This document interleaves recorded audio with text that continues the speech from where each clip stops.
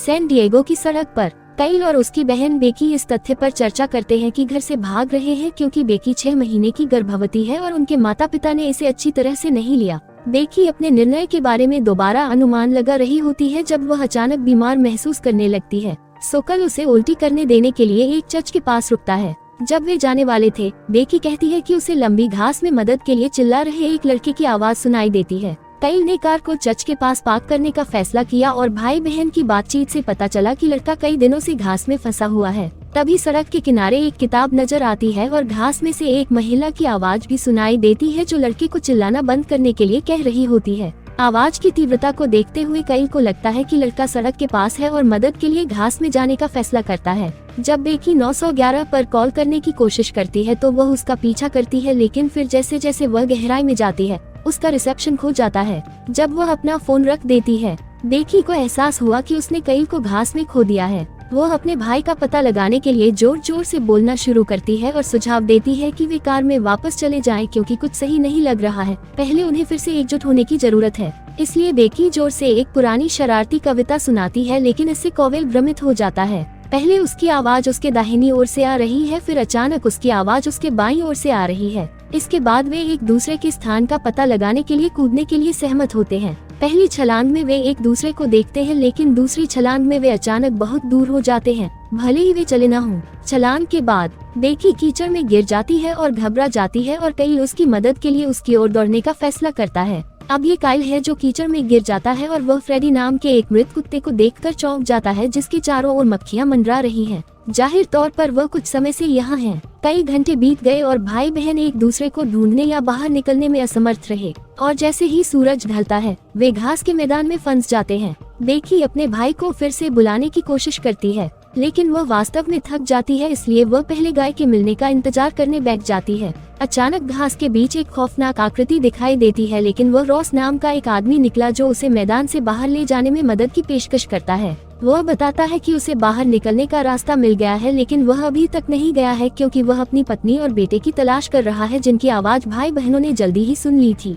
बेकी उससे सावधान रहती है, लेकिन उसके पास उसकी मदद स्वीकार करने के अलावा और कोई विकल्प नहीं है, इसलिए वे एक साथ काइल की तलाश में जाते हैं। कुछ और समय बीत जाता है और काइल बेकी को बुलाता रहता है, लेकिन कोई फायदा नहीं होता। जैसे ही वह निराश होकर बैठा, अचानक कुछ चीज ने उसे चौंका दिया। ये टोबिन है, वह लड़का जो पहले मदद के लिए पुकार रहा था। वह काइल से सलाह लेता है और कहता है कि चीजें खत्म हो जाने के बाद उन्हें ढूंढना आसान होता है। अजीब बात है कि काइल पूछता है कि क्या टोबिन ही वह व्यक्ति था जिसने उन्हें मैदान में फुसलाया था, लेकिन टोबिन का कहना है कि वह और उसका परिवार अंदर गए क्योंकि उन्होंने एक आदमी को भी मदद के लिए पुकारते हुए सुना था और उन्हें नहीं पता कि वे मदद के लिए कितने समय से यहाँ हैं, और कहते हैं कि उनकी बहन जल्द ही मर जाएगी। और गाय को आश्चर्य होता है कि लड़का कैसे जानता है कि बेकी उसकी बहन है। टोबिन जवाब देता है कि द रॉक ने उसे सच बताया था। जाहिर तौर पर यह चट्टान ही है जो आपको घास को सुनना सिखाती है और इसी से आपको चीजों के बारे में पता चलता है। तभी टोबिन प्राणियों का सामना बेकी से हो गया। इस बीच रॉस और बेकी उसके बच्चे के बारे में बात करते हैं और रॉस को लगता है कि बच्चे का पिता उसके साथ नहीं है। जैसे वे चलते हैं, बेकी को जमीन पर दवा की बोतलें और कैंची मिलती है। उसे समझ नहीं आता कि वे वहाँ कैसे पहुँचे। जब वह दोबारा देखती है तो उसे पता चलता है कि रॉस अब वहाँ नहीं है। वह बिना किसी लाभ के उसे बुलाने लगती है, इसलिए वह कैलिफोर्निया में कॉल करने के लिए बदल जाती है। वह चारों ओर देखती है कि कोई संकेत मिले कि अचानक कोई चीज उसे पकड़ लेती है और घास में ले जाती है। टोबिन में वापस वह काइल को एक छोटे से क्षेत्र में ले जाता है जहां कोई घास नहीं है और उसके बीच में एक रहस्यमय विशाल चट्टान है। कोविड काउंट से इसे छूने का आग्रह करता है, लेकिन जब काइल करीब आता है तो उसे आदिवासी मंत्रों की फुसफुसाहट सुनाई देती है। काइल के छूने से ठीक पहले बेकी को चिल्लाते हुए सुना जाता है और काइल तुरंत उसकी आवाज की दिशा में दौड़ता है और टोबिन को वहां न आने की चेतावनी देते हुए उसे नजरअंदाज कर देता है। अचानक दिन साफ हो जाता है और दिखाई देता है कि एक ट्रक चर्च के समान सड़क पर एक गैस स्टेशन पर रुक रहा है। ये बेकी का पूर्व ट्रेविस है जो भाई बहनों की तलाश में आया है। चूंकि उसे रेलवे स्टेशन पर कुछ नहीं मिला, ट्रेविस अपनी यात्रा जारी रखता है और चर्च के पास खड़ी बेकी और गायों की कार पाता है। जब वह कार के अंदर देखता है, उसे कीड़े और धूल दिखाई देते हैं, जिससे पता चलता है कि वाहन कई हफ्तों से वहां है। ट्रेविस ने उनके नाम पुकारना और उनकी तलाश शुरू कर दी, लेकिन कोई प्रतिक्रिया नहीं हुई। इसके बाद वह चर्च में प्रवेश करता है, लेकिन बाहर निकलने के लिए वह खाली होता है। वो जमीन पर एक किताब देखता है और उसे उठाता है और उस पर बेकी का नाम देखता है। ये संदेह करते हुए कि भाई बहन घास के मैदान में प्रवेश कर रहे हैं, ट्रैविस घास को मोड़ते हुए और सूरज का पीछा करते हुए अंदर चला जाता है ताकि वह वापस आने का रास्ता देख सके। दुर्भाग्य से हर बार जब वह एक कदम बढ़ाता है तो घास अपने आप खुल जाती है। कुछ कदम चलने के बाद ट्रैविस को एहसास हुआ कि सूरज अब सही जगह पर नहीं है, लेकिन अपनी उलझन की परवाह किए बिना वह रात होने तक चलता रहता है। चूंकि वह थक गया है, इसलिए वह जमीन पर लेट गया और बेकी की तस्वीर को देखने लगा। अचानक कुछ चीज ट्रैविस को चौंका देती है। ये टोबिन कहीं से बाहर आ रहा है, क्योंकि लंबी घास में फुसफुसाहट और हंसी सुनी जा सकती है। टोबिन ने खुलासा किया कि वह ट्रैविस का नाम जानता है और फिर वह बेकी की तलाश कर रहा है और कह रहा है कि वह उसे उसके पास ले जा सकता है। ट्रैविस उसका पीछा करने में संकोच नहीं करता है, लेकिन मैदान के ठीक बीच में बेकी के मृत शरीर को देखकर अविश्वसनीय रूप से परेशान हो जाता है। जैसे ही ट्रैविस उसके रोने से चिपक जाता है, टोबिन समझाता है कि घास मृत चीजों को नहीं हिलाती है, क्योंकि इससे उन्हें ढूंढना आसान हो जाता है। जब ट्रैविस ने ऊपर देखा तो टोबिन गायब था। अगली सुबह ट्रैविस उठता है और अपने ठीक बगल में बेकी का शव देखता है। वह उसके शरीर से एक हार उठाता है और फिर से चलना शुरू कर देता है, लेकिन तभी उसे किसी की आवाज सुनाई देती है और वह मदद के लिए पुकारने लगता है। ये टोबिन है जो जवाब देता है और ट्रैविस उसे फिर से बुलाता है ताकि लड़का उसे ढूंढ सके। हालांकि जो टोबिन दिखता है वह साफ और स्वस्थ दिखता है और वह वहाँ अपनी माँ नताली, अपने पिता रॉस और कुत्ते फ्रेडी के साथ है। इससे पता चलता है कि घास का मैदान किसी तरह के टाइम लूप में फंस गया है। अचानक फ्रेडी मैदान में दौड़ता है और टोबिन नेटली की चेतावनियों को नजरअंदाज करते हुए उसका पीछा करता है। उस समय ट्रैविस को पता चलता है कि टोबिन मैदान छोड़ने में कामयाब हो गया है और वह उसे वापस अंदर न आने के लिए कहने की कोशिश करता है, लेकिन तब तक बहुत देर हो चुकी होती है। लड़का अपने परिवार के लिए आ रहा है। नेटली सोचती है कि वह टोबिन को पास से सुन रही है और उसे ढूंढने के लिए समूह से अलग हो जाती है। रात होने तक रॉस अकेले अपने परिवार की तलाश कर रहा होता है और उसकी नजर रहस्यमयी चट्टान पर पड़ती है। अगली सुबह टोबिन मदद के लिए चिल्ला रहा है, जबकि बेकी और केल फिर से कार के साथ मैदान के बाहर हैं। हालांकि इस बार ट्रैविस मैदान में है और जब वह बेकी की आवाज सुनता है तो वह उसका नाम पुकारता है और दोनों भाई बहन उसे सुनकर चौंक जाते हैं। जवाब देने से पहले ट्रैविस उन्हें बताता है कि वह उनकी तलाश में आया था, जिस पर बेकी के लिए विश्वास करना मुश्किल है। अचानक उन्हें बेकी की कविता सुनाते हुए टोबिन की आवाज सुनाई देती है और ट्रैविस अंततः लड़के को ढूंढने के लिए उसका अनुसरण करता है। बेकी भी वही काम करती है और ट्रैविस के साथ फिर से जुड़ जाती है, जिससे एक क्षण अजीब हो जाता है। कुछ ही समय बाद केल आता है और उसे स्पष्ट रूप से ये तथ्य पसंद नहीं आता कि ट्रैविस वहाँ है। उसी समय समूह को फ्रेडी का शव मिला। भ्रम को और बढ़ाने के लिए ट्रैविस भाई बहनों को बताता है कि वे 2 महीने से लापता हैं,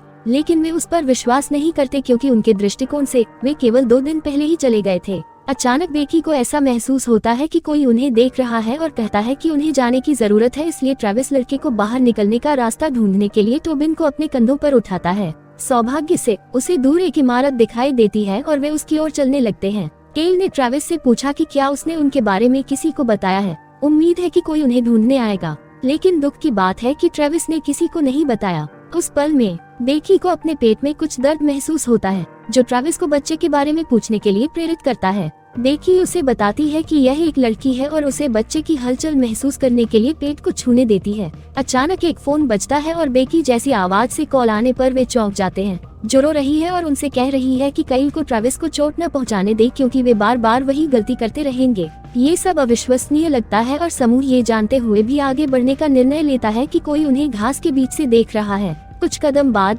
बेकी कीचड़ में फिसल जाती है और जैसे ही वह गिरती है उसे एक बच्चे के रहस्यमयी दृश्य दिखाई देते हैं। लंबी घास और अजीब लोग उसकी ओर आ रहे हैं जो उसे भयभीत कर देते हैं और उसकी किस्मत खराब कर देते हैं। टेलोन ट्रैविस उसकी ओर दौड़ता है, लेकिन उसी समय रॉस आता है और उसकी मदद करने की कोशिश करता है और कहता है कि वह उन्हें बाहर ले जा सकता है। ट्रैविस उसे उस इमारत के बारे में बताता है जो उन्होंने देखी थी और टोबिन को फिर से उठाता है, लेकिन इस बार वह इमारत नहीं देख सकता है। हर तरफ घास ही घास है। रॉस रहस्यमय तरीके से कहता है कि वहाँ चीजें इसी तरह काम करती हैं। समूह चलता रहता है और अंततः वे फिर से चट्टान पर पहुंच जाते हैं। इस बार उन्होंने देखा कि पूरी चट्टान पर नक्काशी है और किसी तरह रॉस को पता चला कि यह एक उच्च ज्ञान को संदर्भित करता है जिसे वह छूते ही समझा देता है। हर कोई सोचता है कि रॉसी डरावना है और वह खलील से चट्टान को छूने का आग्रह करता है और कहता है कि ऐसा होने से पहले वह भी ज्ञान प्राप्त कर लेगा। नताली घास से बाहर आती है और अपने पति को उनसे दूर रहने के लिए कहना बंद कर देती है। वो स्पष्ट रूप से उससे भयभीत है और दूसरों को बताती है कि रॉस झूठ बोल रहा है। ये समझाने से पहले कि उसने बेकी और रॉस को पहले देखा था, लेकिन बेकी जीवित नहीं थी और रॉस ने नेटली को चोट पहुंचाने की कोशिश की। रॉस ने इससे इनकार किया और जब वे बहस कर रहे थे कि बेकी ने फिर से दर्शन देखे, लेकिन ये समय के साथ वह रॉस को घास में बहुत अलौकिक रूप में देखती है। भीगी बिल्ली। बेकी ट्रैविस और कई से कहती है कि उन्हें चले जाना चाहिए। वे नताली और टोबिन को अपने साथ ले जाने की कोशिश करते हैं, लेकिन रॉस अभी भी चट्टान को छूने के लिए उन्हें हेरफेर करने की कोशिश कर रहा है। ट्रेविस ने इसे काट दिया, जिससे एक बहस शुरू हो गई जो जल्द ही एक शारीरिक लड़ाई में बदल गई, जैसे पुरुष मारपीट का आदान प्रदान करते हैं। बेकी कई से ट्रेविस की मदद करने के लिए कहती है, लेकिन कई मना कर देता है। जबकि वे लड़ते हैं, रॉस इस बात पर जोर देता रहता है कि ट्रेविस को चट्टान को छूना चाहिए और अंततः लड़ाई जीतने के लिए उस पर काबू पा लेता है। इसके बाद रॉस ने नेटली पर हमला करते हुए दिखाया कि वह वास्तव में सब कुछ खो चुका है जब उसने अपने नंगे हाथों से उसके सिर पर प्रहार किया। समूह के बाकी सदस्य रॉस से दूर भागते हैं और फ्रेडी को ढूंढते हैं,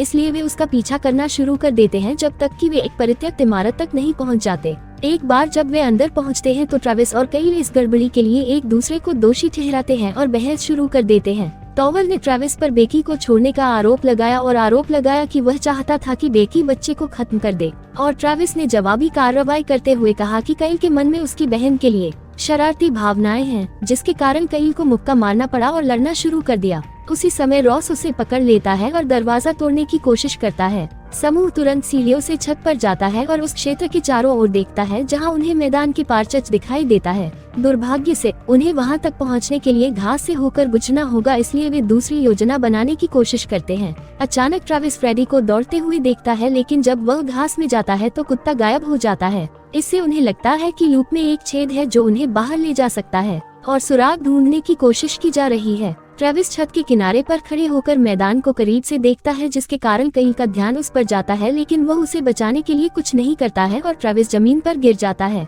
ये सब टोबिन द्वारा देखा जाता है और जब कईल की नजर उस लड़की पर पड़ती है तो वह खुद को समझाने की कोशिश करता है। हालांकि उसी क्षण रॉस करीब आने लगता है। समूह फिर से चलता है, लेकिन बेकी ट्रेविस के उसके बिना जाने से इनकार करने के बारे में पूछती है। कईल कब उत्तर दे सकता है? बेकी को संदेह हो जाता है कि उसने ट्रेविस के साथ कुछ किया है और वह अपने भाई से दूर चली जाती है। कईल उसका पीछा करने की कोशिश करता है, लेकिन रॉस अचानक उसे पकड़ लेता है और खुलासा करता है कि वह ट्रेविस घटना के बारे में सच्चाई जानता है। कईल भागने की कोशिश करता है, लेकिन रॉस उसे जाने नहीं देता और उसे जमीन पर पकड़ लेता है क्योंकि वह अपने जीवन के लिए संघर्ष कर रहा है। उसी समय घास के मैदान में कई शव दिखाई देते हैं। ट्रेविस जीवित हो जाता है और वह फिर से बेकी की तलाश करने के लिए उठता है। वह उसका नाम लेकर चिल्लाता है और वह जवाब देती है, लेकिन वे एक दूसरे को हार मानते हुए नहीं देख सकते। वे दोनों घास पर लेट जाते हैं और फिर से अपने बच्चे के बारे में बात करते हैं। तो ट्रेविस का कहना है कि वह बच्चे को रखने के बेकी के फैसले से खुश है। हालांकि बेकी ने कबूल किया कि वह बच्चे को नहीं रखने वाली थी और इसीलिए वे सैन डिएगो जा रहे थे। वहाँ एक परिवार था जो बच्चा चाहता था। परेशान ट्रेविस ने कसम खाई कि वह कोई रास्ता निकाल लेगा। अचानक रॉस आता है और बेकी पर हमला करता है। संघर्ष में बेकी जमीन पर मिली कैंची को पकड़ने में सफल हो जाती है, लेकिन रॉस तुरंत उसे निर्वस्त्र कर देता है। फिर वह उसका फायदा उठाने के इरादे से उसे गंदगी में गिरा देता है, लेकिन इससे बेकी को फिर से कैंची पकड़ने और रॉस की आंख में छुरा घोंपने का मौका मिल जाता है। जैसे ही बारिश होने लगती है, बेकी जितनी तेजी से संभव हो दौड़ती है। तभी वह घबरा जाती है जब वह देखती है कि हर तरफ से दर्जनों घास वाले लोग उसकी ओर आ रहे हैं। ये अजीब लोग उसे पकड़ लेते हैं और घास में खींच लेते हैं। कुछ क्षण बाद बेकी खुद को चट्टान के सामने कीचड़ में पड़ा हुआ पाती है। वह अपना फोन निकालती है और कॉल करती है, जो वही साबित होती है जो उन्होंने कईल को ट्रेविस को चोट न पहुंचाने देने के बारे में पहले सुना था। अचानक घास वाले लोग वापस आते हैं और बेकी को घेर लेते हैं क्योंकि वह दर्द से चिल्लाती है, क्योंकि उसके शरीर ने बच्चे को जन्म देने का फैसला कर लिया है। दर्शन फिर आते हैं और यह जन्म चट्टान पर बने चित्रों से मेल खाता है।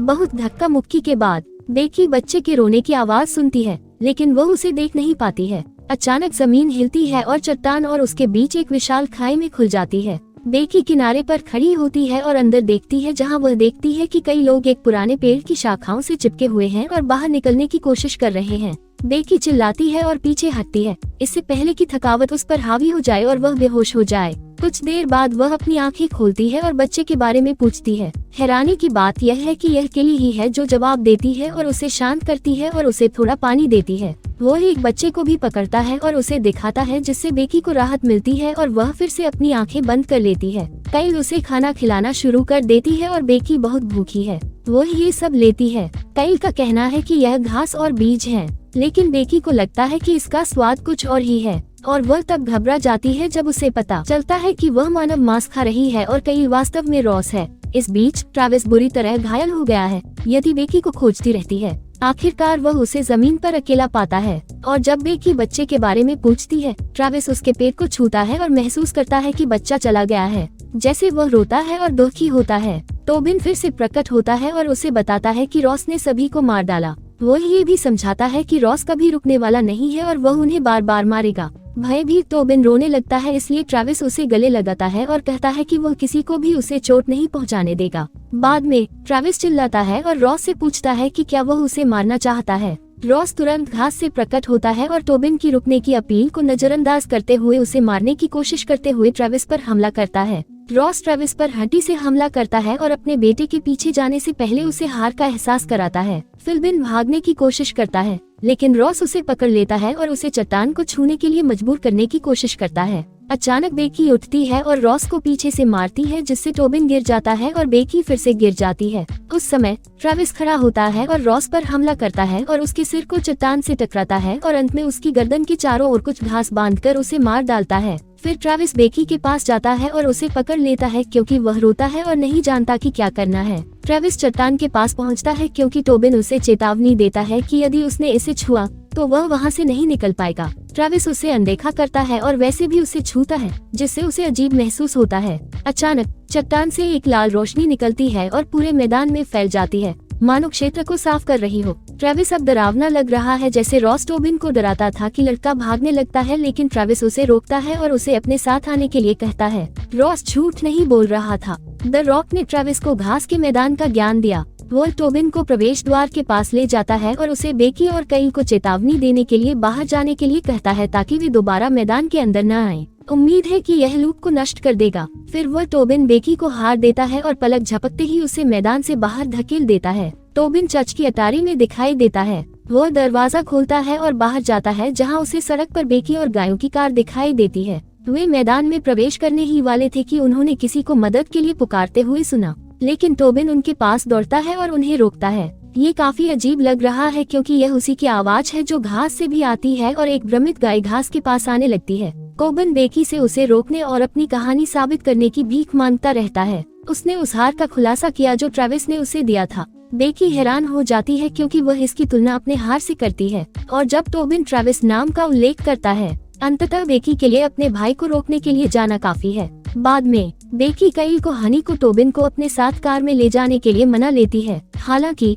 बेकी ने सैन डिएगो जाने के बजाय उसे वापस जाने के लिए कहा क्योंकि उसने बच्चे को मैदान में रखने का फैसला किया है। ट्रैविस बेकी की बातें सुनता है और इस बदलाव से खुश होता है, इसलिए वह लेट जाता है और घास को अपने ऊपर ढक लेने देता है। सदस्यता लेना और सूचनाएं चालू करना सुनिश्चित करें ताकि आप इस तरह के और वीडियो देख सकें। देखने के लिए धन्यवाद।